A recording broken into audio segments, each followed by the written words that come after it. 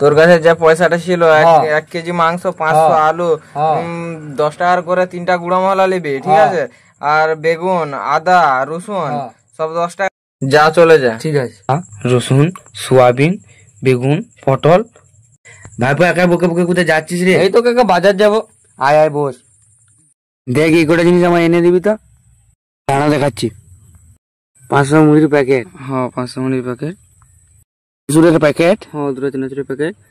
2টো chop. হ্যাঁ 2টা chop. আরেকটা কি বললো বেশ, দাঁড়া দেখি আর কি লিখেছে দেখি। 2টা শিউলিপুরির প্যাকেটে ছিল।